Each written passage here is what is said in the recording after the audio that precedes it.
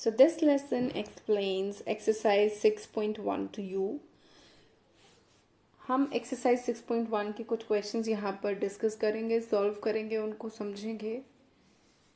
कुछ और क्वेश्चंस अगर आप चाहते हैं कि आपको सॉल्व करके दिखाए जाएं तो आप मुझे ज़रूर बताइएगा कमेंट सेक्शन में. Let's start with a few questions of the exercise 6.1. Question 1. Exercise 6.1.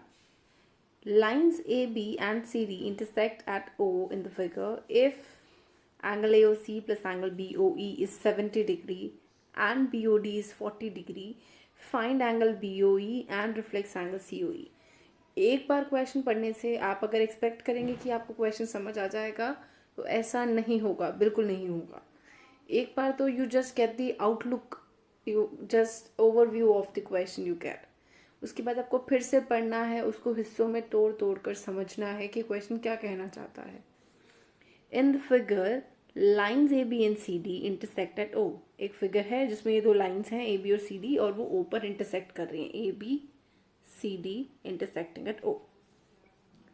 If angle A O C plus angle B O E 70, A O C B O E ये दोनों एंगल्स मिलाकर कितना है 70.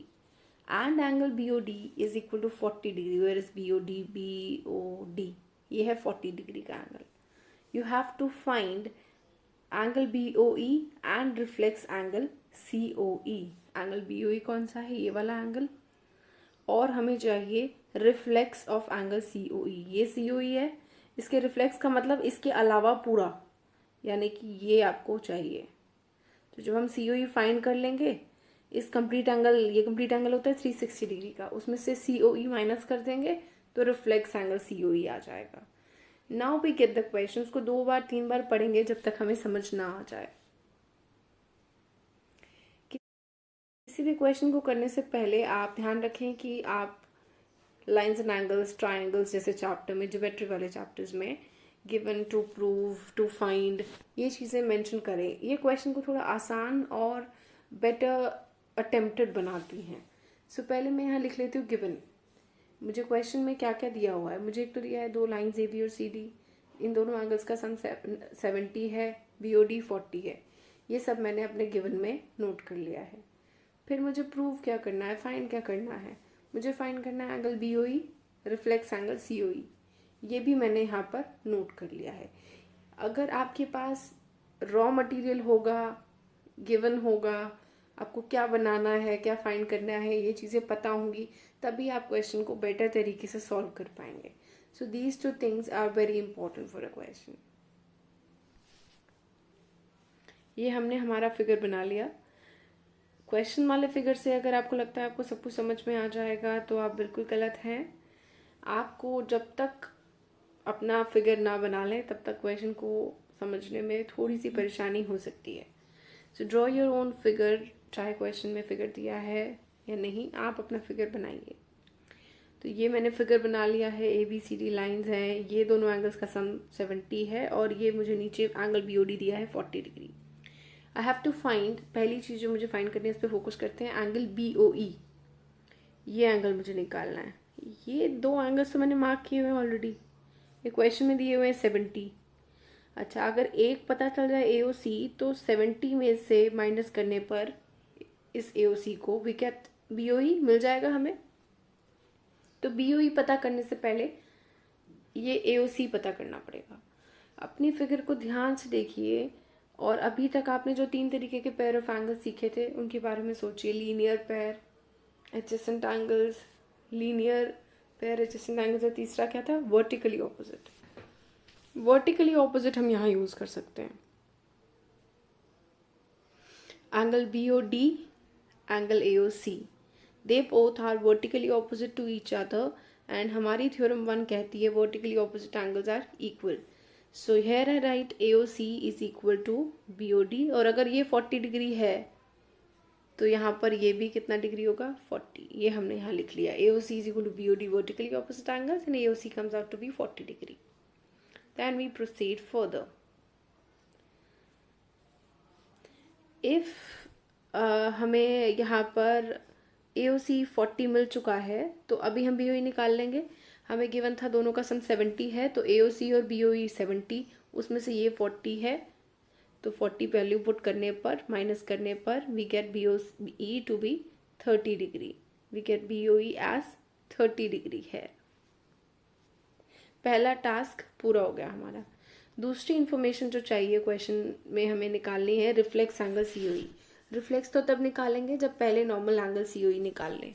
ये है एंगल COE, इसको calculate करेंगे, फिर उसका रिफ्लेक्स निकालेंगे 360 से माइनस करके। अच्छा, ये COE कैसे निकाल सकते हैं, क्या क्या सीखा है हमने उसको फिर से याद करते हैं ज़रा। Adjacent angles, vertically opposite angles, linear pair. Vertically opposite हो गया यहाँ यूज़। अब बात करते हैं ज़रा लीनियर पेयर की। AB एक स्ट्रेट लाइन है, ये रे है, ये रे है, तो AB पर बनने वाले इन तीनों एंगल्स का सम 180 होगा। Angle AOC, COE and angle BOE, these 3 angles sum up to 180 degree. हम यहाँ रीजन लिख सकते हैं, angles on a straight line. Linear pair भी लिख सकते हैं, पर पेयर का मतलब जनरली होता है 2, और यहाँ 3 एंगल्स हैं इस समय, इसलिए I would prefer angles on a straight line rather than linear pair. तो हमने यहाँ लिख लिया है। हमें गिवन था यहाँ पर AOC और BOE का समय 70, तो AOC और BOE की जगह हमने यहाँ पर लिख दिया है 70, तो COE plus 70 is equal to 180, 70 उधर जाकर माइनस हो जाएगा 110। COE हमने यहाँ निकाल लिया है 110 डिग्री। रिफ्लेक्स निकालने के लिए आपको बताया गया था 360 से माइनस करेंगे तो भी कहता है रिफ्लेक्स। रिफ्लेक्स COE निकालने के लिए 360 से माइनस किया and we get 250। So the question 1 is done. बहुत ही आसान तरीके से गिवन टू फाइंड अपनी फिगर बना ली हमने, यहाँ पर सब कुछ किया और हमने सिर्फ आसान एप्लीकेशन किया एक वर्टिकली ऑपोजिट एंगल्स का, लीनियर पेयर का। अब हम एक और क्वेश्चन को देख लेते हैं इसी तरीके से। Question 3 of the exercise. In the figure, angle PQR is equal to angle PRQ. Then prove that PQS angle is equal to PRT angle.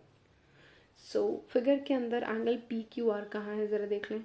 PQR ये angle है, PRQ ये angle है, ऑलरेडी मार्क्ड एंगल्स हैं ये दोनों अगर आपस में इक्वल हैं तो आपको प्रूव करना है PQS is equal to PRT। ये बाहर वाला angle PQS is equal to PRT, ये दोनों एंगल्स को आपको इक्वल प्रूव करना है।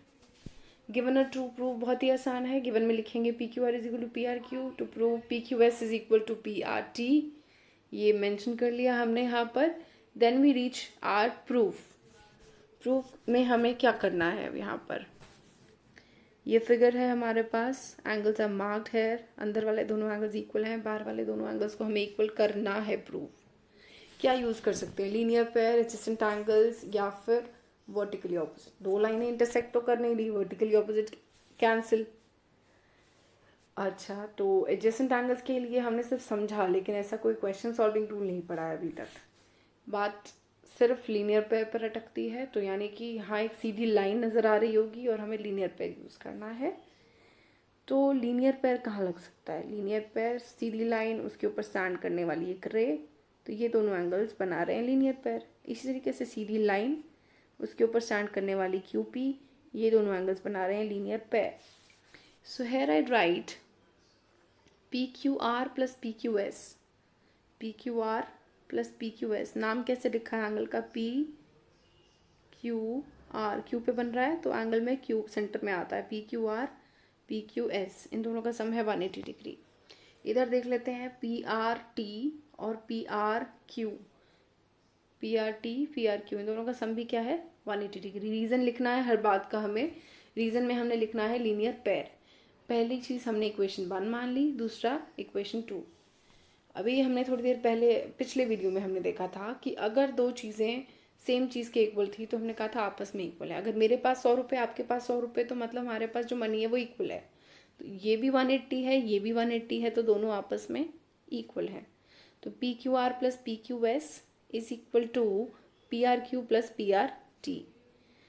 ठीक, अब एक चीज़ हमें गिवन थी, उसका भी ज़रा यूज़ कर लें। PQR is equal to PRQ, PQR is equal to PRQ दिया हुआ था, तो ये PQR इस तरफ रिफ्लेक्ट कर रहा है, PRQ उधर है। जब ये दोनों इक्वल हैं तो आई कैन से कि मैं इनको रिप्लेस कर सकती हूँ, मतलब पी क्यू आर की जगह मैं पी आर क्यू लिख सकती हूँ।